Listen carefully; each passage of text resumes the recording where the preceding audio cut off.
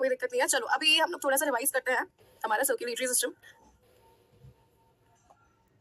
हम लोगों ने ब्लड सर्कुलेटरी सिस्टम पढ़ा था और ब्लड सर्कुलेटरी सिस्टम के अंदर हम लोगों ने देखा था हमारे पास में ब्लड वेसल्स होती है जिसके अंदर ब्लड दौड़ता है, और उसमें हम लोगों ने देखा था आर्टरीज देखे थे, वेन्स देखे थे और कैपिलरीज देखे थे। अब आप मुझे ये बताइए कि जो वॉल्व्स मौजूद होते हैं, जो गेट्स होते हैं, जो ब्लड को नीचे की तरफ फ्लो करने से रोकते हैं, वो कहाँ पे मौजूद होते हैं? आर्टरीज में मौजूद होते हैं, वेन्स में मौजूद होते हैं कि कैपिलरीज में मौजूद होते हैं? फटाफट से बताइए, जल्दी से बताइए।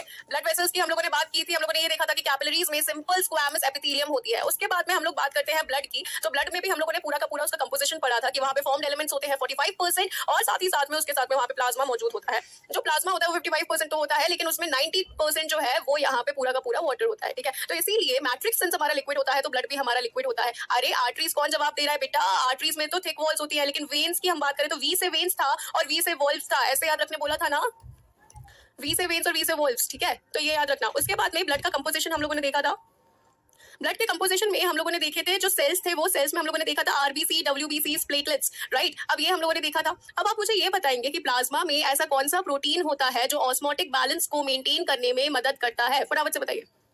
सेल्स देखे थे और प्लाज्मा देखा था। प्लाज्मा में हम लोगों ने डिसॉल्व प्रोटीन्स देखे थे। इसके बाद में हम लोगों ने देखा था हार्ट, और हार्ट हमारा होता है मायोजेनिक, क्योंकि यहाँ पे ऐसे नोड होता है जो स्पेशल मस्कुलेचर होता है जो हमारे हार्ट में इंपल्स को जनरेट करता है। ठीक है, एल्ब्यूमिन, बहुत बढ़िया। एल्ब्यूमिन होता है जो ऑस्मोटिक बैलेंस को मेंटेन करता है, और ग्लोबुलिन हमारे शरीर में डिफेंस के लिए काम करता है। ठीक है, ये हम लोगों को क्लियर था। अब इसके बाद में बात आती है कि मैम हम लोग ना ब्लड ग्रुप्स की बात करते हैं, बहुत सारे अलग अलग ब्लड ग्रुप्स होते हैं। जब भी हम किसी को ब्लड डोनेट करते हैं तब हमारा जो ब्लड का ग्रुप है वो देखा जाता है। तो पहले इंसान जिन्होंने ब्लड ग्रुप के बारे में हम लोगों को थोड़ी इन्फॉर्मेशन दी थी वो थे sir gold Landsteiner. Sir gold Landsteiner ने हम लोगों को एबीओ ब्लड ग्रुपिंग के बारे में बताया था। तो क्या मैम ये अकेला ब्लड ग्रुपिंग होता है क्या? और कोई प्रकार का ब्लड ग्रुपिंग नहीं होता? और भी बहुत सारे प्रकार के ब्लड ग्रुपिंग्स होते हैं, जैसे बॉम्बे ब्लड ग्रुप होता है, स्पेशल ब्लड ग्रुप जो होता है, और भी अलग अलग होते हैं। हम आरएच ब्लड ग्रुपिंग के बारे में भी बात करेंगे जिसको हम यूज कर ही रहे होते हैं, और उसका क्या सिग्निफिकेंस है वो आपको भी थोड़ी देर में समझ में आएगा। तो जब हम लोग एबीओ ब्लड ग्रुपिंग की बात करते हैं, ये मेजरली यूज्ड ब्लड ग्रुपिंग है। हम लोग बोलते हैं आपका ब्लड ग्रुप ए पॉजिटिव है, बी, ए बी, ओ। अभी पॉजिटिव नेगेटिव क्या है उसके बारे में चर्चा करेंगे। सबसे पहले ये देखते हैं A blood group, B blood group, A B blood group, O blood group. ये सारे जो ब्लड ग्रुपिंग्स हैं ये एबीओ ब्लड ग्रुपिंग के चलते आते हैं। अब अगले 5 मिनट में जो यहाँ पे मैं कंसेप्ट समझाने वाली हूँ वो बहुत बहुत ज्यादा जरूरी है, इसके ऊपर हम ध्यान देंगे। देखो बेटा, दो चीजें हैं, एक होता है एंटीजन और एक होता है एंटीबॉडी। ठीक है, ये दो चीजें होती हैं। अब यहाँ पे इस चीज को बहुत अच्छे से समझना है। मैंने टेलीग्राम वाले ग्रुप पे कुछ कार्टून्स डाले थे रिलेटेड टू एंटीजन और एंटीबॉडी, वो इसीलिए डाले थे जिससे आपको थोड़ा सा यहाँ पे कंसेप्ट जो है वो समझ में आए। ठीक है, अब देखो, जब भी कोई फॉरेन जो हमारा पार्टिकल है वो हमारी बॉडी में आता है, फॉरेन एनिमी आता है, तब हम उसके अगेंस्ट लड़ते हैं, बिल्कुल लड़ते हैं, राइट। अब ये जो फॉरेन पार्टिकल हमारे शरीर में आकर हमारे शरीर में हमारे इम्यून रिस्पॉन्स को जनरेट करता है उसको बोला जाता है एंटीजन। तो एंटीजन क्या है? हमारे शरीर में आने वाला दुश्मन है जिससे हमें लड़ना है, तो this is the foreign particle. ठीक है, ये हमारे शरीर का फॉरेन पार्टिकल है। और एंटीबॉडी क्या है? हमारा शरीर एंटीबॉडीज बनाता है एंटीजन से लड़ने के लिए। ठीक है, तो एंटीबॉडी क्या है? एक प्रकार का प्रोटीन है जो हमारा सिस्टम बनाता है एज अ इम्यून रिस्पॉन्स। ये हमारे शरीर का इम्यूनिटी है जो एंटीजन से लड़ने के लिए बनता है। तो एंटीजन और एंटीबॉडी एक दूसरे से लड़ रहे होते हैं। ठीक है, तो ये चीज हो गई। अब यहाँ पे जो एबीओ ब्लड ग्रुपिंग है वो पूरी की पूरी तुम्हारे एंटीजन और एंटीबॉडी के कंसेप्ट पे है, और ये बहुत ही प्यारा सा एक कंसेप्ट है। देखो, ये तुम्हारा रेड ब्लड सेल है। एक रेड ब्लड सेल के ऊपर पर्टिकुलर एंटीजन मौजूद होते हैं, और कौन से एंटीजन? अगर ए ब्लड ग्रुप है तो आरबीसी की सरफेस पे ए एंटीजन मौजूद होंगे। कौन से एंटीजन? ए एंटीजन मौजूद यहाँ पे होने वाले हैं।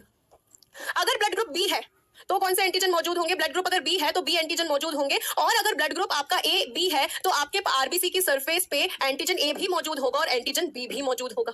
अब इससे क्या फर्क पड़ रहा है इस चीज को यहाँ पे समझना। अगर ब्लड ग्रुप ए तो एंटीजन ए होगा, ब्लड ग्रुप बी तो एंटीजन बी होगा, अगर ब्लड ग्रुप ए बी तो एंटीजन ए और बी दोनों यहाँ पे मौजूद होंगे। अब देखो, अब मैं कोई एक ब्लड ग्रुप आपको यहाँ पे समझाती हूँ। ठीक है, देखो बच्चा, ये हमारा सपोज ए ब्लड ग्रुप है। ठीक है, ए ब्लड ग्रुप। अब इस ए ब्लड ग्रुप वाले इंसान के आरबीसी पे कौन सा एंटीजन मौजूद होगा? एंटीजन ए मौजूद होगा, नाम से उसके एंटीजन का आता है। ठीक है, एंटीजन ए मौजूद है। इसी ए ब्लड ग्रुप वाले इंसान के प्लाज्मा में घुला हुआ होगा एंटीबॉडी। कौन सा एंटीबॉडी घुला हुआ होगा? Anti B. यानी कि अगर मैं किसी इंसान का ब्लड यहाँ पे लेकर आऊं, किसी बी ब्लड ग्रुप वाले इंसान का यहाँ पे ब्लड लेकर आऊं, तो बी ब्लड ग्रुप वाले इंसान के पास में एंटीजन कौन सा होगा? एंटीजन कौन सा होगा? बी ब्लड ग्रुप वाले इंसान के पास में एंटीजन कौन सा होगा? फटाफट से मुझे बताओ, बी ब्लड ग्रुप वाले इंसान के पास में एंटीजन कौन सा होगा? फटाफट से बताओ, जल्दी जल्दी जल्दी।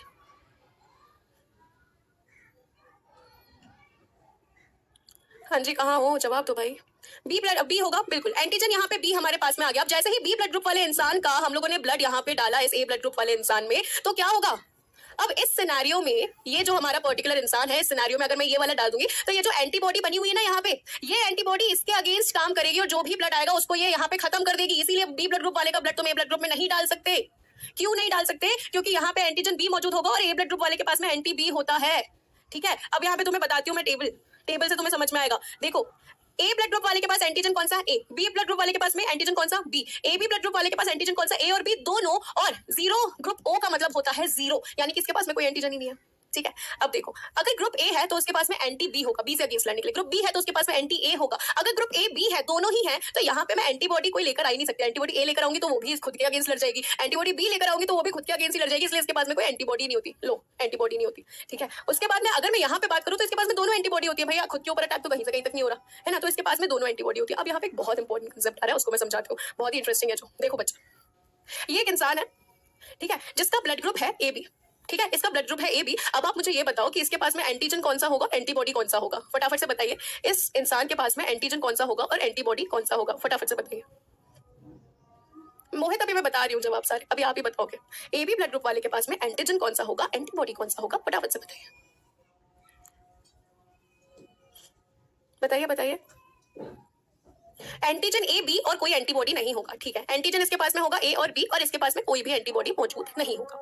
ठीक है, अब यहाँ पे मैं एक सिनेरियो बना रही हूँ तुम्हारे पास में। एक यहाँ पे इंसान है, ठीक है, ये इंसान को, ये वाला इंसान डोनेट कर रहा है ब्लड। क्या कर रहा है? डोनेट कर रहा है।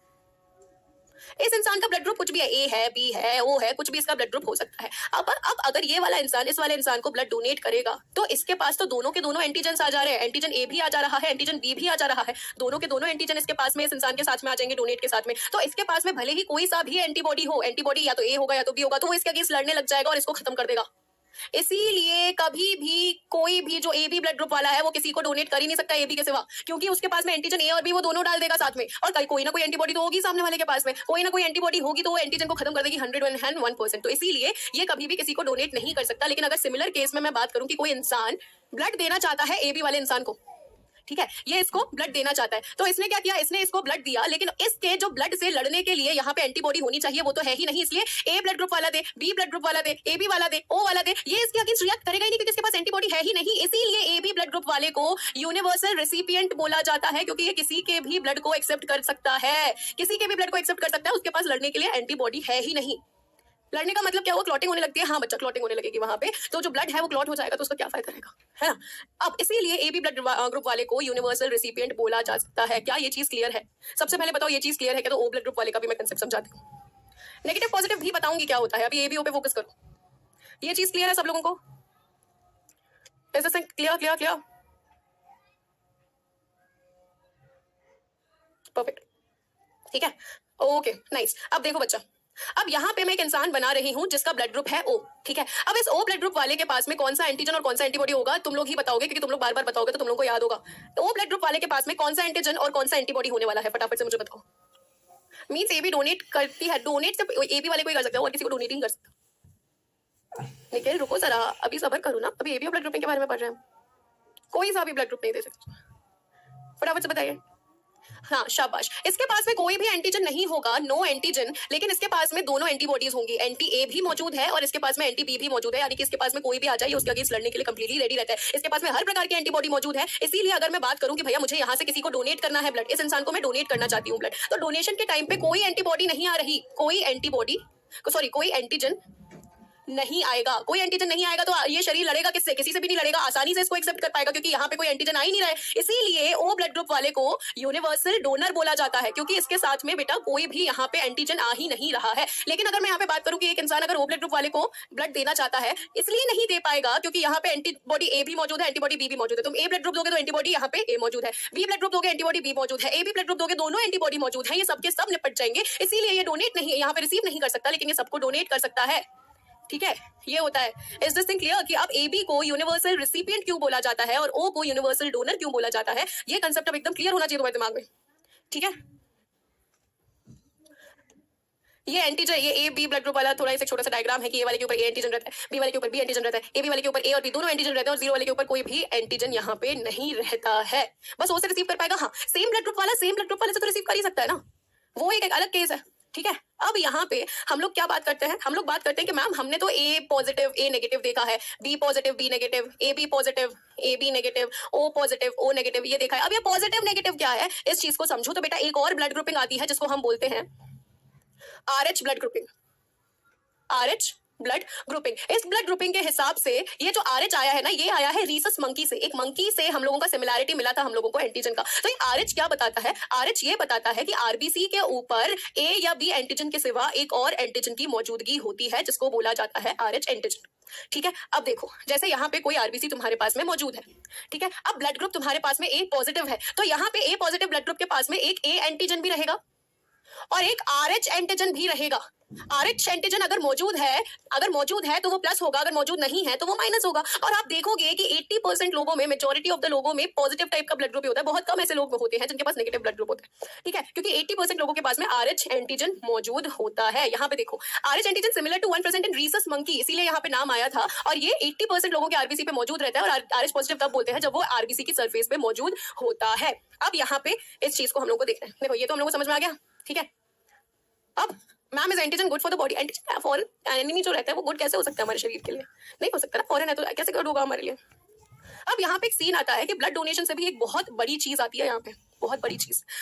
इरेथ्रोब्लास्टोसिस फीटलिस बोला जाता है उस चीज को। देखो कोई मदर है, ठीक है, शी इज प्रेग्नेंट, सपोज उनका ब्लड ग्रुप है ए नेगेटिव, इनके गर्भ में जो बच्चा है उसका ब्लड ग्रुप है फॉर एग्जांपल ए पॉजिटिव। एक चीज को याद रखना, जब भी माँ के गर्भ में कोई शिशु होता है तब माँ का उस बच्चे के साथ में ब्लड का कोई भी कॉन्टैक्ट नहीं होता है, ठीक है, ब्लड के कॉन्टैक्ट में कभी भी नहीं रहता है। लेकिन जैसे ही डिलीवरी होती है और वो जो अम्बिलिकल कॉर्ड प्लेसेंटा जो है उसको काटा जाता है, सिर्फ उस पॉइंट पे, डिलीवरी के सिर्फ उस पॉइंट पे हल्के से ब्लड का कॉन्टैक्ट होता है। अब क्या हुआ, ये जो मदर है इसने इस बच्चे को जन्म दिया जो कि ए पॉजिटिव वाला था। अब हल्का सा जब ब्लड का कॉन्टैक्ट हुआ डिलीवरी के टाइम पे, तब ये पॉजिटिव वाला यहाँ पे गया ए नेगेटिव के पास में, तो ए नेगेटिव वाला क्या करेगा, हाय राम, ए पॉजिटिव, यानी कि हमें एंटीबॉडी बनाना पड़ेगा भाई। तो इसने एंटीबॉडी बनाना शुरू कर दिया पॉजिटिव वाले के अगेंस्ट, ठीक है। तो क्या फर्क पड़ा, मैम इतना सा तो ब्लड आया, उसके अगेंस्ट एंटीबॉडी बन गई तो क्या ही हो गया। तो अब ये होगा कि अब जब मदर वापस प्रेग्नेंट है और उनका ब्लड ए नेगेटिव है, बच्चे का ब्लड ए पॉजिटिव है वापस, ठीक है, तो अब क्या होगा, डिलीवरी के टाइम पे जब ये ब्लड का कांटेक्ट होगा तब माँ के शरीर में जो एंटीबॉडीज मौजूद थे, एंटीबॉडीज जो इस टाइम पे बने थे, वही एंटीबॉडीज अब शिशु के शरीर में चले जाएंगे, नवजात बच्चे के शरीर में चले जाएंगे और इसके पूरे ब्लड को यहाँ पे खत्म करना शुरू कर देंगे,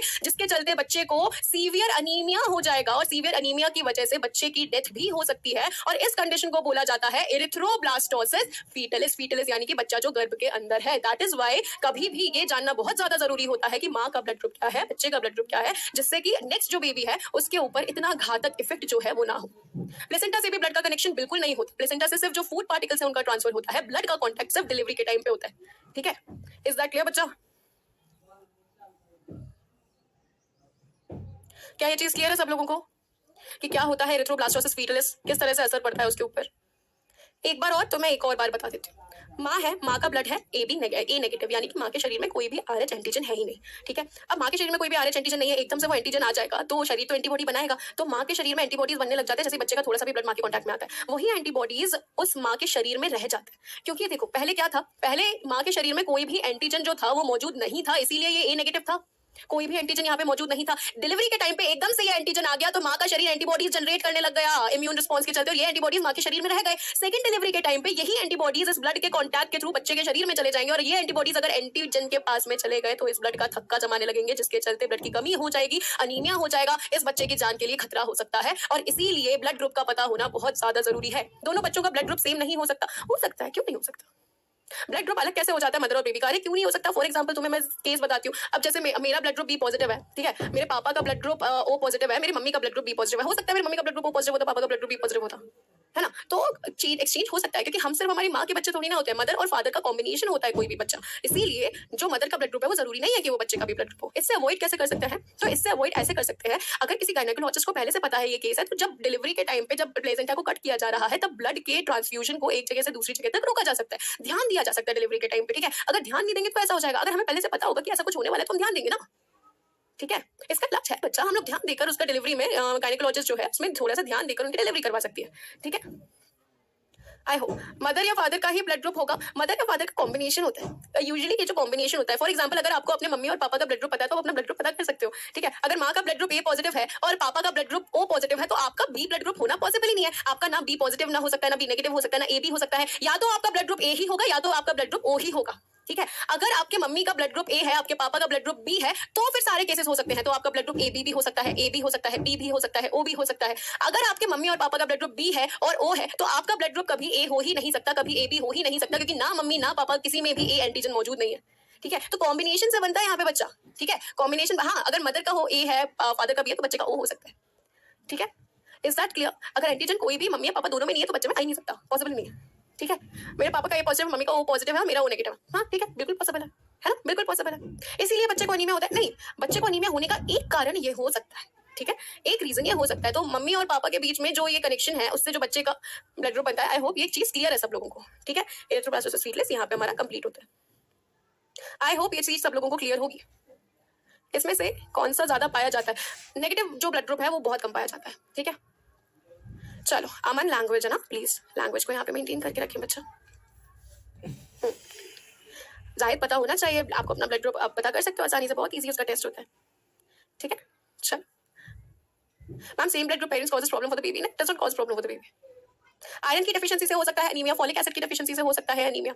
ठीक है, बहुत सारे रीजन हो सकते हैं। मैम सेकंड बेबी का मदर वाला ही हुआ, तब मदर वाला ही हुआ तो कोई इशू नहीं होगा, तब कोई इशू नहीं होगा, लेकिन अगर ऐसा होता है तो ये इशू हो सकता है। ठीक है, ओके। अब आप मुझे एक चीज बताओ कि आपके पास में दो मैं क्वेश्चन लिखती हूँ, आप क्वेश्चन को सॉल्व करो। विच blood group is universal recipient? O positive, O negative, AB positive, AB negative। इसका जवाब दीजिए, 30 सेकंड्स का टाइमर है आपके पास में, स्टार्टिंग द जवाब दीजिए इसका।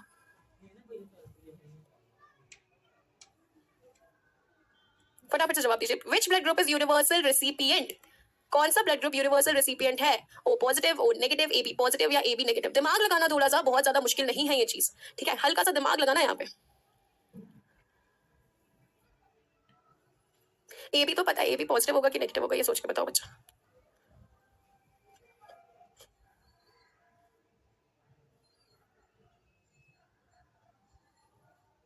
चलो देखते हैं, आंसर जाएगा option number C, show the result. 76% बच्चों के आंसर सही है। I am so proud of you. View the leader board, Rahul, Mehul, Bhupendra, Devraj और विजय, बहुत ही बढ़िया। तो यहाँ पे हमारे पास में दो चीजों में डाउट आता है कि मैम एबी पॉजिटिव या एबी नेगेटिव। एबी नेगेटिव वाला सबसे ब्लड नहीं ले सकता, पॉजिटिव वाला अगर इसको ब्लड देगा तो ये भी एंटीबॉडी बना लेगा, है ना। इसीलिए एबी पॉजिटिव वाला जो होता है वो यूनिवर्सल रेसिपिएंट होता है। अब आप मुझे ये बताइए, which of the following is universal donor? Donor कौन होगा universal? Option number A, O positive, O negative, A B positive, या फिर option number D, A B negative. ये बताइए यहाँ पे। 30 सेकंड्स का टाइम हो, starting the poll right away. फटाफट से इसका जवाब दीजिए। अरामिका, that is a different case बच्चा। यूनिवर्सल डोनर कौन होगा? ओ पॉजिटिव होगा या ओ नेगेटिव वो होगा? यहाँ पे इस चीज का दिमाग लगा के बताओ आंसर। सिंस आप लोगों को एंटीजन एंटीबॉडी का कंसेप्ट बहुत अच्छी तरह से पता है, तो आप लोगों को ये चीज भी अच्छे से पता होगी अब, राइट? चलो बताओ।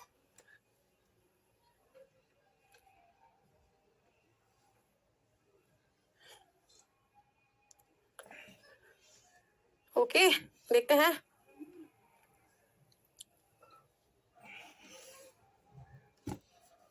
पोल स्टॉप। करेक्ट आंसर हमारा यहाँ पे जाएगा option number B, show the results. ये 33% बच्चों के सिर्फ सही आंसर है। अब इस चीज को हम लोगों को यहाँ पे देखना है कि गलती कहाँ हुई हम लोगों से। ठीक है, सनातन, विजय, अभिषेक, प्रवीण, विवेक। ठीक है, चलो देखते हैं यहाँ पे गलती कहाँ हुई मैम हमसे। देखो, ओ पॉजिटिव वाला इंसान है, ओ नेगेटिव वाला इंसान है। ये ओ पॉजिटिव वाला किसी ओ नेगेटिव वाले को ब्लड दे सकता है क्या? यूनिवर्सल डोनर का मतलब होता है कि वो सबको ब्लड दे सकता है। क्या ये ओ नेगेटिव वाले को ब्लड दे सकता है? इसके पास तो एंटीजन है, ये एंटीजन जैसे ओ नेगेटिव वाले में आएगा, भैया यहाँ तो एंटीबॉडी बनने लग जाएंगे, ऐसे कैसे दे देगा ये नेगेटिव वाले को? पॉजिटिव वाला कभी नेगेटिव वाले को ब्लड नहीं दे सकता, नेगेटिव वाला सबको ब्लड दे सकता है। मैं बताती हूँ, पॉजिटिव वाला सबको ब्लड नहीं दे सकता, नेगेटिव वाला सबको ब्लड दे सकता है। क्यों? क्योंकि ब्लड सबको देने का मतलब ये है कि इसके पास में कोई भी एंटीजन मौजूद नहीं है। कोई भी एंटीजन मौजूद नहीं होगा तभी वो सबको ब्लड दे सकता है, क्योंकि तभी उसके अगेंस्ट कोई एंटीबॉडी नहीं बनेगी। ठीक है, पॉजिटिव है, अगर ओ पॉजिटिव है अगर यहाँ पे, तो हम बोलते हैं कि ओ वाला डोनर ही इसलिए है क्योंकि उसके पास में कोई एंटीजन नहीं है। लेकिन अगर पॉजिटिव आ गया यानी कि इसके पास एक तो है ना एंटीजन आरएच वाला, एंटीजन होना ही नहीं सकता, एंटीजन नहीं होना चाहिए, तभी हम लोग ब्लड को डोनेट कर सकते हैं। ओ नेगेटिव सबको ब्लड डोनेट कर सकते हैं, क्योंकि इसके पास में ओ नेगेटिव के पास में ना आरएच एंटीजन है, ना ए है, ना बी है, कुछ भी नहीं है, ये परफेक्ट डोनर होता है। ठीक है, I hope this is clear to everyone of you. अब हम बात करते हैं हमारे अगले लाइफ प्रोसेस के बारे में, जिसका नाम है एक्सक्रीशन। हमारे शरीर में जो मेटाबॉलिक वेस्ट का जनरेशन होता है, हमें उसको एक्सक्रीट करना होता है। जैसे कि हमारे शरीर में CO2 का फॉर्मेशन होता है रेस्पिरेशन के टाइम पे, उसको हम लोग लंग्स के थ्रू हटाते हैं, तो लंग्स भी एक्सक्रीशन का काम कर रहे हैं। मेजरली हमारे शरीर से जो एक्सक्रीट हो रहा होता है वो हो रहा होता है यूरिया। राइट। तो मेजर जो हमारे ह्यूमन एक्सक्रीटरी सिस्टम है वो होता है किडनीज का बना हुआ। किडनीज का बना हुआ ये जो एक्सक्रीटरी सिस्टम है आपको यहाँ पे ऐसा दिख रहा है, किडनीज, उसके बाद में दो यूरेटर्स यहाँ से निकल रहे हैं, एक यूरिनरी ब्लैडर और यूरेथ्रा। फटाफट से मुझे एक चीज बताओ कि यूरिनरी ब्लैडर में कौन से प्रकार का एपिथेलियम हमें देखने को मिला था? यूरिनरी ब्लैडर में which kind of epithelium was found? फटाफट से इसका जवाब दीजिए मुझे। मैं ओ नेगेटिव वाला ए वाले को भी, ए बी वाले को, यूनिवर्सल डोनर है बच्चा, सबको दे सकता है वो, ठीक है? फटाफट से बताइए। यूरिनरी ब्लैडर में ट्रांजिशनल, बहुत बढ़िया, ट्रांजिशनल एपिथेलियम यहाँ पे मौजूद होता है क्योंकि इसको एक्सटेंड करना होता है, एक्सपैंड करना होता है। ये एक्सपैंड करता है जिससे कि ये ज्यादा से ज्यादा यूरिन को अपने अंदर स्टोर करके रख सके मैक्सिमम टाइम तक, ठीक है? इसीलिए ट्रांजिशनल एपिथेलियम मौजूद होता है यूरिनरी ब्लैडर में। ह्यूमन बींग्स में जो एक्सक्रीटरी सिस्टम है उसमें ये जो चारों है इनका क्रम पूछ लिया जाता है, प्रीवियस ईयर में भी पूछा गया है, दोबारा से बता रही हूँ। सबसे पहले होती है किडनी, बीन शेप की किडनी मौजूद होती है और उससे निकलता है यूरेटर, ठीक है? तो फर्स्ट पे आता है किडनी, फिर आता है यूरेटर, दोनों तरफ से यूरेटर्स आते हैं जो कि यूरिनरी ब्लैडर में यूरिन को भरकर फिर यूरेथ्रा के थ्रू ओपन होते हैं। यहाँ पे लिख देती हूँ यूरिनरी ब्लैडर। तो ये जो क्रम है ये आपको याद रखना है, जिसमें बहुत सारे लोगों को कंफ्यूजन हो जाता है, ठीक है? अब प्रीवियस ईयर में आपका क्वेश्चन आया था कि आपको इनको क्रम में जमाना है, तो अब आप क्रम में जमाएंगे, ठीक है? 1 urethra, 2 urinary bladder, 3 kidney, 4 ureter. अब इसको जमाइए क्रम में, 1 2 3 4 3 2 4 1 1 2 3 1 2 4 3 जो भी है, इसको क्रम में जमाइए आप। तुमको मजा आ रहा है? मेरी आवाज बैठी हुई है, कैसे बच्चे हो, बुरे बच्चे हो? इसको क्रम में जमाइए फटाफट से। हाँ रविंद्रनाथ, जो स्पर्म्स होते हैं मेल में, स्पर्म्स के लिए और यूरिन के लिए कॉमन ओपनिंग यूरेथ्रा होता है। 3 4 2 1 आंसर आ गया मेरे पास में। देखते हैं क्या जवाब जाना चाहिए। फास्टेस्ट फिंगर फर्स्ट, पहला जवाब है 3, फिर यूरेटर्स, फिर यूरिनरी ब्लैडर, फिर यूरेथ्रा, करेक्ट। तो आंसर जाता है आपका 3 4 2 1, ठीक है? अब ये जो किडनीज है अब इनके बारे में थोड़ी चर्चा कर ली जाए भैया, कहाँ है? हाँ, अब देखो ये जो किडनी है इसके अंदर जो आर्टरी आ रही है ब्लड लेकर वो है रीनल आर्टरी। जब भी हम कभी भी किडनी से रिलेटेड बात करते हैं तब हम उसको रीनल बोलते हैं, जब भी हम लंग से रिलेटेड बात करते हैं तब हम उसको पल्मोनरी बोलते हैं, जब हम हार्ट से रिलेटेड बात करते हैं कोरोनल बोलते हैं, ठीक है? तो यहाँ पे रीनल आर्टरी और रीनल वेन है, ठीक है? अब यहाँ पे इस चीज को हम लोग देखते हैं। किडनी के अंदर बहुत सारे छोटे छोटे सेल्स होते हैं जिनको बोला जाता है नेफ्रॉन्स। अब इसको यहाँ पे समझते हैं, कहाँ गया यूट्यूब?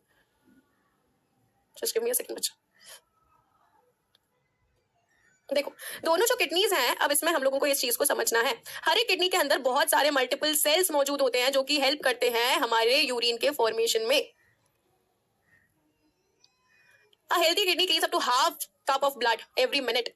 अब इस किडनी के क्रॉस सेक्शन में हम लोग जाते हैं तो इस प्रकार के हम लोगों को बहुत सारे सेल्स देखने को मिलते हैं। हम लोगों ने जैसे न्यूरॉन्स देखे थे, उनका एक स्पेसिफिक शेप था, सिमिलर प्रकार से यहाँ पे नेफ्रॉन्स हैं जिनका एक स्पेसिफिक शेप हम लोगों को यहाँ पे देखने को मिल रहा है। देखो ये है शेप, इस प्रकार का यहाँ पे शेप देखने को मिल रहा है। यहाँ पे गुच्छा बना हुआ है ब्लड का और फिर इस प्रकार से ये जो बना हुआ है इसको हम नेफ्रॉन बोलते हैं। This is known as nephron बच्चा। ये देखो इस प्रकार से लाखों नेफ्रॉन्स मौजूद होते हैं जो कि यूरिन के फॉर्मेशन में मदद करते हैं। अब इसको हम लोग यहाँ पे देखते हैं,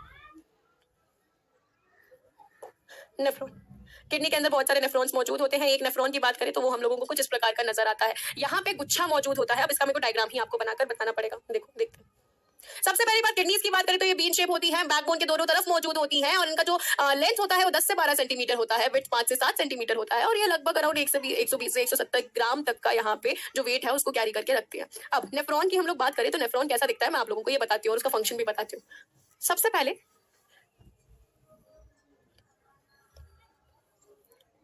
बहुत ही इंटरेस्टिंग कंसेप्ट है नेफ्रॉन का, ठीक है? अब यहाँ पे एक कप टाइप का बना हुआ है ना, ये जो कप टाइप का बना हुआ है इसको बोला जाता है Bowman's capsule. This is known as the Bowman's capsule, okay? अब यहाँ पे जो बोमन्स कैप्सूल है बच्चा, इस बोमन्स कैप्सूल में आता है हमारे बहुत सारे जो ब्लड वेसल्स है वो यहाँ पे गुच्छा बना लेते हैं और फिर यहाँ से निकल जाता है। गुच्छा क्यों बनाते हैं मैम? इसलिए क्योंकि यहाँ से अब छनने वाला है आपका पूरा का पूरा जो वेस्ट मटेरियल है। ये जो बोमन्स कैप्सूल है इसमें यहाँ पे आपको देखने को मिलते हैं बहुत सारे छोटे छोटे जैसे छन्नी जैसे छेद मौजूद होते हैं यहाँ पे, ठीक है? अब जो छन्नी जैसे यहाँ पे छेद मौजूद होते हैं वहां से जब यहाँ पे ब्लड फ्लो होता है तो वो यहाँ से छनने लग जाता है। अब मैम हमें कैसे छन्नी को कैसे पता चलेगा कि वेस्ट मटेरियल को छानना है? दूसरा भी तो मटेरियल आ सकता है, बिल्कुल आ सकता है, दूसरा मटेरियल भी आ जाता है और वेस्ट मटेरियल भी यहाँ पे बहुत सारा आपके पास में छनकर आ जाता है। तो मैम अब इंपॉर्टेंट मटेरियल कैसे हटा दें हम? इंपॉर्टेंट मटेरियल को तो हमें रखना है ना, तो इसीलिए ये इतना लंबा इसीलिए होता है जिससे कि जो इंपॉर्टेंट मटेरियल है उसको वापस से रीअब्सॉर्ब कर सके और जो वेस्ट मटेरियल है सिर्फ वही यहाँ से जा सके, ठीक है? तो ये सबसे पहली बात, इस गुच्छे को क्या बोला जाता है? इस गुच्छे को बोला जाता है ग्लोमेरुलस। ग्लोमेरुलस बोला जाता है इस गुच्छे को, ठीक है? ब्लड यहाँ से आ रहा है इसीलिए बोला जाता है एफेरेंट आर्टरी। एफेरेंट आने वाला एफेरेंट होता है, ए आने वाला, जाने वाला होता है एग्जिट इफेरेंट, ठीक है? ये है इफेरेंट आर्टरी। जाने वाला, आने वाला और जाने वाला। अब यहाँ से ब्लड छनना शुरू हुआ, छनने के साथ में इंपॉर्टेंट सब्सटेंस भी जो गया वो वापस रीअब्सॉर्ब हो जाएगा। अब ये जो अलग अलग कंपोनेंट्स इनका नाम देखो, इसका नाम है proximal convoluted tubule, distal convoluted tubule. Proximal का मतलब होता है पहले, डिस्टल का मतलब होता है बाद में। ठीक है, तो यहाँ पे मैं लिख देती हूँ पीसीटी यानी कि प्रोक्सिमल, ये कॉन्वोल्यूटेड ट्यूब्यूल, इसका नाम है लूप ऑफ हेनले। ये एक पिन जैसा दिख रहा है ना जो पिन लड़कियां लगाती हैं बालों में, ठीक है, तो ये है लूप ऑफ हेनले, इसको बोला जाता है प्रोक्सिमल यानी कि पहले कॉन्वोल्यूटेड ट्यूब्यूल। और यही प्रोक्सिमल कॉन्वोल्यूटेड ट्यूब्यूल में मैक्सिमम रीअब्सॉर्प्शन हो जाता है, मैक्सिमम रीअब्सॉर्प्शन यहाँ पे होता है। और ये है डिस्टल, डिस्टल कॉन्वोल्यूटेड ट्यूब्यूल। ठीक है, ये होता है। I hope this is clear. Bowman's capsule, glomerulus, PCT, loop of Henle, distal convoluted tubule. और यहाँ पे ये जो आपको दिख रहा है ये है कलेक्टिंग डक्ट। ये बहुत सारे नेफ्रॉन्स का कलेक्शन यहाँ पे अपने अंदर ले लेता है, इसको बोला जाता है कलेक्टिंग डक्ट। और ये कलेक्टिंग डक्ट क्या करता है, अगर आपके शरीर में पानी कम है, अगर आपने उस दिन कम पानी पिया है तो व्हेनेवर यू यूरिनेट तो आपको डार्क येलो कलर का यूरिन देखने को मिलता है, लेकिन जब आप पानी बहुत ज्यादा पी लेते हैं तब आपको एक पेल येलो कलर देखने को मिलता है। इसलिए क्योंकि कलेक्टिंग डक्ट जो है ये सिलेक्टिवली वाटर को एब्जॉर्ब कर लेता है, कि आपके शरीर में अगर वाटर की जरूरत है तो ये वाटर को एब्जॉर्ब कर लेगा और सिर्फ कंसंट्रेटेड यूरिन को ही जाने देगा। तो ये आपके नेफ्रॉन का स्ट्रक्चर है। अब आप इसको यहाँ पे देख सकते हैं, कहाँ गया, यहाँ पे देखो। अब यहाँ पे समझ में आ रहा है कैसा आपका स्ट्रक्चर है, ग्लोमेरुलस और ग्लोमेरुलस के बाद में पीसीटी, फिर लूप ऑफ हेनले, फिर डीसीटी। इस प्रकार से यहाँ पे आपका पूरा नेफ्रॉन का स्ट्रक्चर होता है। और यहाँ पे आपका जो पूरा छन रहा होता है ब्लड, वो बोमेन्स कैप्सूल से इस प्रकार से छन रहा होता है। और इसमें इंपॉर्टेंट सब्सटेंस भी चला जाता है जिसको वापस हम लोगों को रीअब्सॉर्ब करना रहता है, क्योंकि सिर्फ वेस्ट मटेरियल को हम लोगों को भेजना होता है। ये होता है हमारा नेफ्रॉन का स्ट्रक्चर।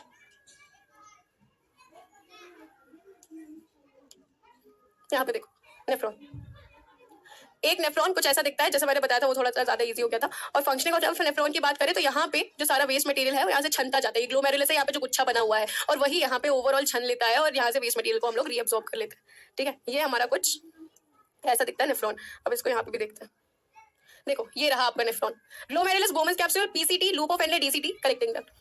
क्वेश्चन क्या आया था प्रीवियस ईयर में पता है, लूप ऑफ हेनले कहाँ मिलता है, लूप ऑफ हेनले कहाँ मिलता है, किडनी में मिलता है। इतना इजी क्वेश्चन आया था, एकदम हलवा क्वेश्चन आया था। ठीक है, अब यहाँ पे जो ग्लोमेरुलस बोमेन्स कैप्सूल है, यहाँ पे क्या होता है, अल्ट्रा फिल्ट्रेशन, फिल्ट्रेशन यहाँ हुआ। प्रोक्सिमल कॉन्वोल्यूटेड ट्यूब्यूल में भी सिलेक्टिव रीअब्सॉर्प्शन हुआ कि सिर्फ हम लोगों को इंपॉर्टेंट मटेरियल्स को रीअब्सॉर्ब करना है, बाकी सारी चीजें चली जाए।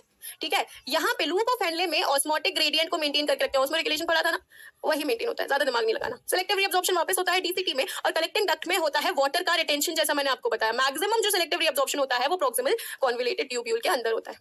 ठीक है, अब देखो, अब इस चीज को मैं यहाँ पे क्वेश्चन आपको दे रही हूँ, अब इस क्वेश्चन का मुझे जवाब दीजिए।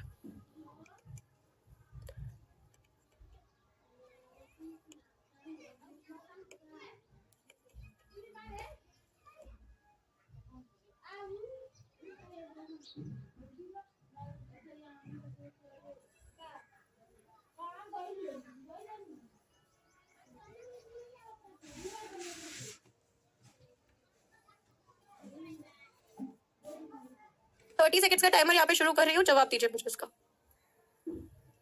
जवाब दीजिए।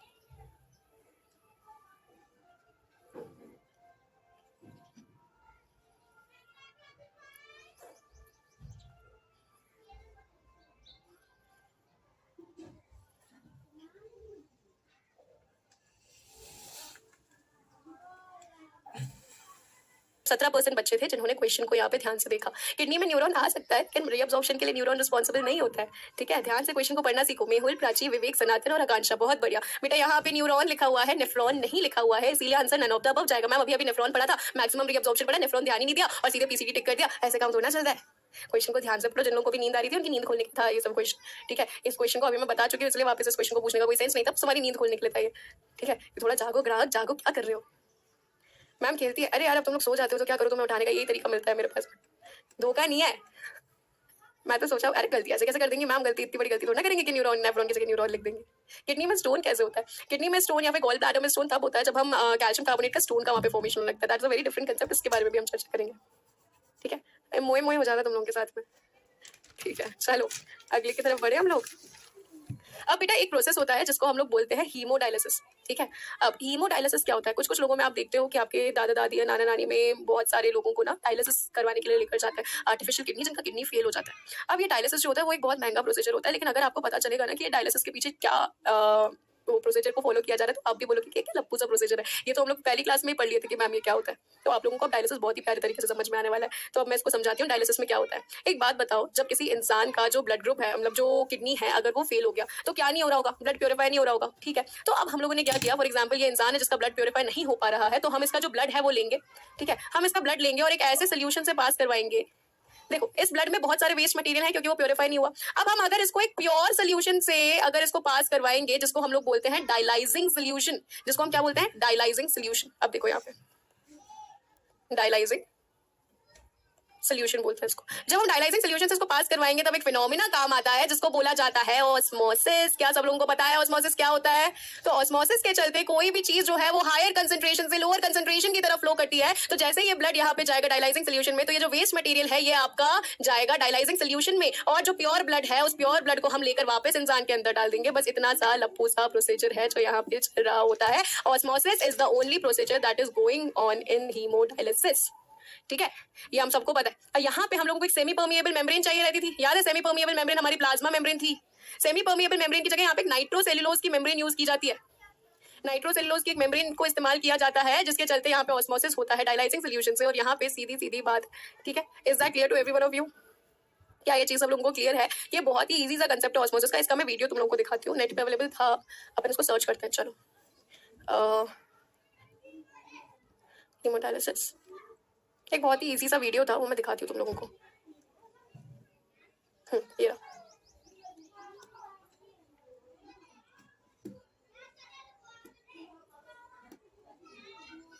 देखो इस इंसान से यहाँ पे ब्लड लिया जाएगा और ये जो आपको दिख रहा है ना यहाँ पे, ये आपका है क्या है, ये आपका डायलाइजिंग सोल्यूशन है, ठीक है। इस डायलाइजिंग सोल्यूशन से इसको पास किया जाएगा जहाँ पे सेमी परमिएबल लाइनिंग बनी हुई है, किस चीज की, नाइट्रोसेल्युलोज की बनी हुई है। ये रहा डायलाइजिंग फ्लूइड। अब देखना क्या प्रोसीजर होता है यहाँ पे। आर्टिफिशियल किडनी के नाम से जाना जाता है इस डायलाइजिंग फ्लूइड को, ठीक है। अब देखो इंसान के आर्टरी से यहाँ पे ब्लड लिया जाता है, ठीक है। आर्टरी में यूजुअली प्योरीफाइड ब्लड होता है, लेकिन इस इंसान में प्योरीफाइड ब्लड नहीं है, इसीलिए इस आर्टरी से हम लोगों ने ब्लड को यहाँ पे लिया, ठीक है। ये ब्लड को हम लोगों ने इस डायलाइजिंग सोल्यूशन से यहाँ पे पास करवाया।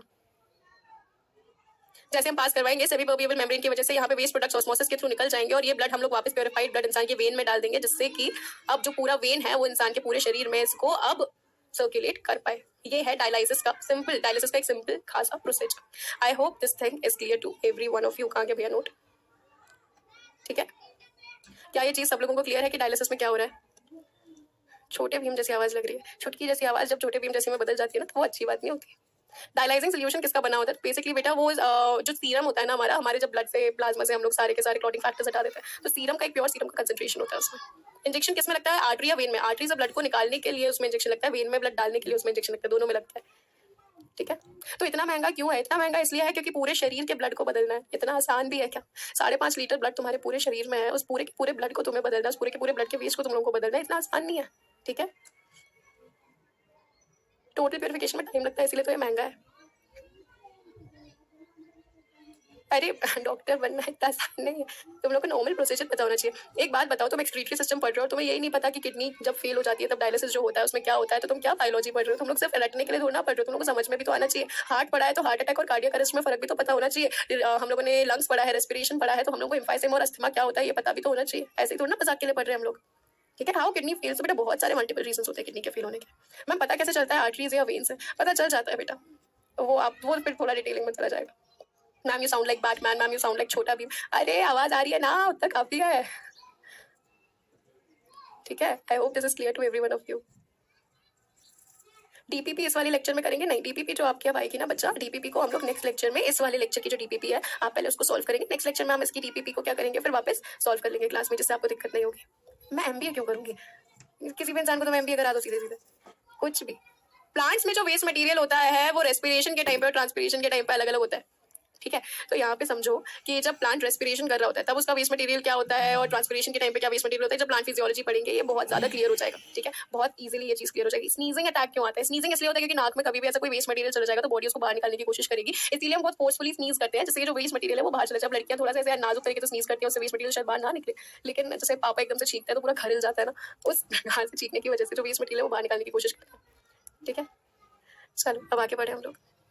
प्लांट्स का जो एक्सक्रीशन है वो हम लोग प्लांट फिजियोलॉजी में कंप्लीट कर लेंगे। अब सबसे ज्यादा जरूरी है कि हम ये देखें कि एक्सक्रीटरी ऑर्गन्स अलग अलग एनिमल्स में कैसे होते हैं। अब एक चीज मैं आप लोगों को यहाँ पे बताती हूँ कि जो हमारे अलग अलग एनिमल्स हैं उनको हम एनिमल किंगडम में कवर करेंगे कि प्लेटीहेलमिन्थस, एनालिडा, निमाटोडा, आर्थ्रोपोडा, मोलस्का, क्या होता है ये सब, ये अभी मैं आप लोगों से एक्सपेक्ट भी नहीं करी कि आप लोगों को पता होना चाहिए। लेकिन जो 3-4 मैं आपको यहाँ पे एक्सक्रीटरी ऑर्गन्स बता रही हूँ वो आप याद रखना। जैसे हम एनिमल किंगडम पढ़ेंगे तो याद दिलाना कि मैम इसका हम लोगों ने एक्सक्रीटरी ऑर्गन ये पढ़ा था। और इसको याद कैसे रखेंगे मैम, ये तो रखने वाली चीज है। तो आप क्या करेंगे, अपनी स्टडी टेबल के सामने एक पेपर चिपका लेंगे जिसमें इन सारी चीजों को लिख लेना, ठीक है। तो आपको याद रहेगा कि किसमें क्या होता है, ठीक है। चलो यहाँ देखो, प्लेटी हेलमेंथिस यानी कि प्लेटी यानी कि फ्लैट, हेलमेंथिस यानी कि वर्म, ठीक है। तो जो पतली सी जो चपटी सी वर्म होती है उसमें फ्लेम सेल्स होते हैं। एनालिडा जिसका एक एग्जांपल होता है अर्थवर्म, अर्थवर्म में नेफ्रीडिया होता है। कॉकरोच में माल्पीजियन ट्यूब्यूल होते हैं। स्पाइडर में कॉक्सियल ग्लैंड होते हैं। हमारे अंदर किडनी होती है और प्रॉन्स में ग्रीन ग्लैंड होता है। ये जो आपके पास में आप 1 2 3 4 5 6 दिए हुए हैं ये आप अच्छी तरह से याद कर ले। दिन में 2-3 बार देख लोगे तो भी समझ आ जाएगा, ठीक है।